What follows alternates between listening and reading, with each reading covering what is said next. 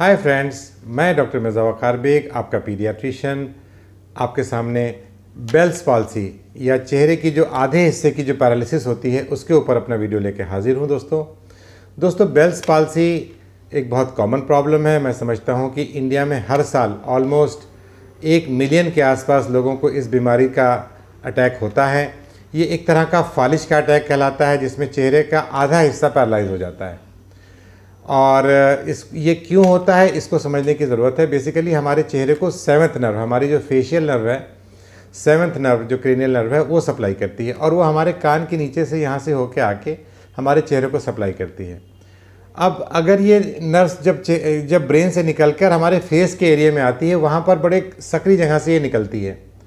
अगर वहाँ पर किसी वजह से कोई सूजन हो जाए या कोई वहाँ पर उसको नर्व के ऊपर कोई दबाव पड़े, कोई वायरल इन्फेक्शन हो जाए या कोई ट्यूमर की वजह से कोई प्रेशर हो, कान में कोई इन्फेक्शन हो उसके कारण अगर कोई प्रेशर पड़े, या अगर कभी कभी ये देखा गया कि आप एसी के सामने बैठ जाइए, कभी ऐसे जैसे गाड़ी आप चला रहे हैं, गाड़ी के सामने आप या पीछे से एसी से आपके कान के अगर इतने हिस्से में अगर आपको ठंडी हवा लग रही है, तो ऐसे केसेस में देखा गया कि आपके नर्व में वहाँ पे स्वेलिंग होती है। स्वेलिंग के कारण वो जो नर्व जिस होल से बाहर निकल रही होती है वहाँ पर इसके दबाव होने लगता है, जिसके कारण ये फेशियल नर्व की पैरालिसिस हो जाती है। वो पूरी नर्व जो है पैरालाइज हो जाती है और हमारा आधा हिस्सा चेहरे का पूरा पैरालाइज होता है। अब जब आधा हिस्सा पैरालाइज होता है तो हमें प्रॉब्लम किस किस चीज़ में होती है?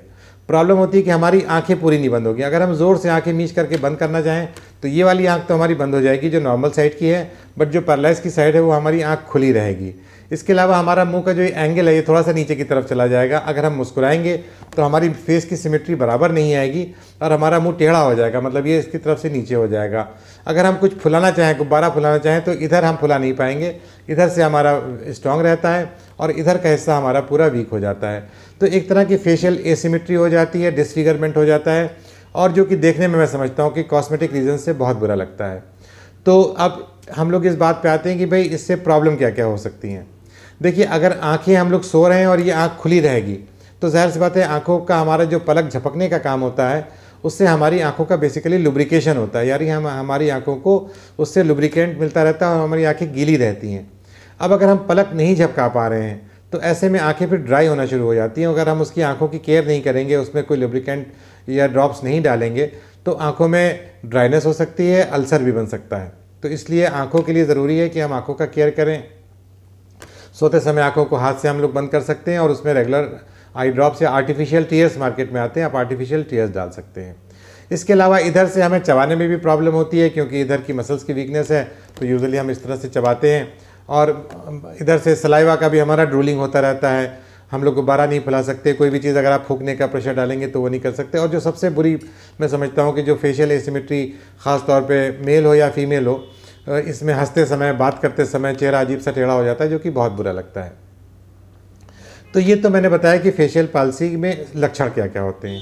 इसके कारण जैसा कि मैंने बताया कि वायरल इन्फेक्शन हो जाना, बॉडी में इम्यूनिटी कम हो जाना, उसमें भी ये इस तरह के देखा गया कि नर्व डैमेज हो जाती है और ये फेशियल पाल्सी हो जाती है। कभी कभी ये डायबिटिक देखा गया कि डायबिटिक लोगों में, हाइपरटेंसिव लोगों में ये बेल्स पाल्सी के एपिसोड ज़्यादा पाए जाते हैं। तो अब ये आता है कि भाई अगर ये बेल्स पाल्सी हो गई तो हमें करना क्या है, क्योंकि यूजुअली ये एक्यूट स्टेज में आता है, ये सडन होता है और इसका कारण मेनली आज तक कोई नहीं जानता। बेसिकली इसको इडियोपैथिक सेवंथ नर्व पाल्सी कहा जाता है और ये लोअर मोटर न्यूरॉन पैथल, यानी कि ये दिमाग के लोअर हिस्से, मतलब जब नर्व दिमाग से बाहर आ चुकी है तब ये फेशियल पैरालिसिस होती है। एक कंडीशन होती है स्ट्रोक, जिसको हम लोग फालिज बोलते हैं, जिसमें पूरे आधे हिस्से में बदन का फालिज गिरता है, उसमें भी सेवन नर्व की पाल्सी होती है, सेवन नर्व की पैरालिसिस होती है। तो अगर आपको अगर चेहरे की वीकनेस के साथ आपको हाथ पैरों में वीकनेस लग रही है, आपको हाथ उठाने में प्रॉब्लम हो रही है या पैर किसी चलने में प्रॉब्लम हो रही है, तो आप इसको बेल्स पाल्सी नहीं कहेंगे। ये एक सीरियस मामला है, ये स्ट्रोक का मामला है, और ऐसे में आपका तुरंत MRI वगैरह हो कि आपको न्यूरोलॉजिकल असेसमेंट बहुत ज़रूरी है। बट अगर आपको सिर्फ फेस की वीकनेस हो रही है, आपको लग रहा है कि आपकी आंखें ठीक से नहीं बंद हो पा रही हैं या आपको मुस्कुराने में आपका चेहरा डिसफिगर लग रहा है, इसके अलावा आपको चेहरे के आपके बदन के किसी हिस्से में, हाथों में, पैरों में कोई वीकनेस नहीं महसूस हो रही है, तो ये सिंपल बेल्स पाल्सी का केस है। हालांकि ऐसे में भी आपको डॉक्टर्स को तो दिखाना ही दिखाना है, बट इतनी कोई ये सडन इमरजेंसी नहीं, क्योंकि ये आगे बहुत ज़्यादा हो चुकी है। तो इसमें आप प्रोग्रेस क्या करेगी कि ऑलरेडी ये जब आपको मैनिफेस्ट किए तब ये ऑलरेडी अपने फुल ब्लोन केस की तरह से मैनिफेस्ट हुई है। तो अब इसमें आप अपने डॉक्टर्स को दिखाएंगे। डॉक्टर्स यूजुअली अगर इसका कोर्स हम लोग देखें तो कुछ लोगों में तो बहुत जल्दी रिकवरी हो जाती है, 2 हफ्ते के अंदर रिकवरी हो जाती है और मैक्सिमम 6 महीना लगता है रिकवरी होने में।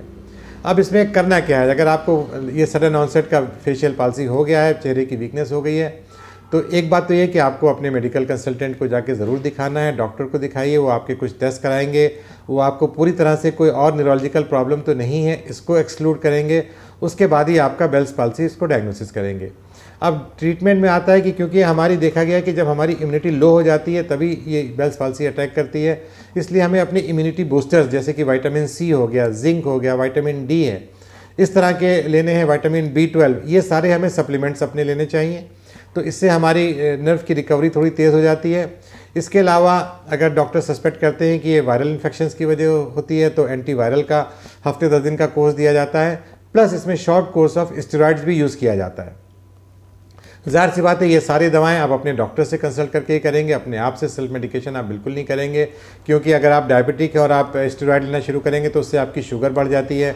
तो आपको इन सब चीज़ों का ख्याल रखना है कि आप अपने डॉक्टर से डिस्कस करिए, अपने उसको बताइए कि आपको शुगर है, ताकि वो आपको स्टेरॉइड्स की मिनिमम डोज में रखे, और या तो फिर आपके शुगर की, आपके जो डायबिटीज़ की जो दवाएं चल रही हैं उसकी वो डोजेज़ वो बढ़ाएगा।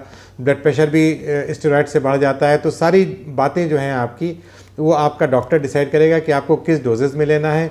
यूजुअली हफ्ते 2 हफ्ते का कोर्स दिया जाता है और फिर इसको टेपर करके धीरे धीरे करके प्रेडनिसोलोन या स्टेरॉइड जो यूज़ किया जाता है उसको हम लोग टेपर कर लेते हैं। अब उसके बाद बचती है फिजियोथेरेपी।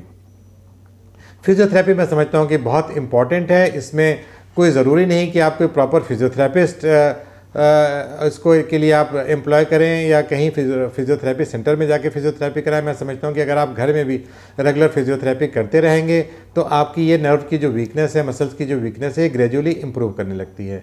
अगर आप चाहेंगे तो इसमें मैं इसके लिए दोबारा एक वीडियो बना सकता हूं कि आप किस किस तरह के एक्सरसाइजेस करें। अगर आप लोग सजेस्ट करेंगे कमेंट बॉक्स में तो इसमें मैं बेल्स पाल्सी में क्या क्या एक्सरसाइजेस करनी है जो एक मोटे मोटे तौर पे मैं बता दूं, क्योंकि इसमें पलकें नहीं ठीक होती हैं। तो एक तो पलकों उठाने और नीचे उठाने की और पलकें गिराने की, इसकी आपको एक्सरसाइज करनी पड़ती है। दूसरी गुब्बारा फुला के ब्लो करने की आप प्रैक्टिस करिए, ताकि आपकी जो ये मसल्स हैं आपकी ये स्ट्रांग होगी।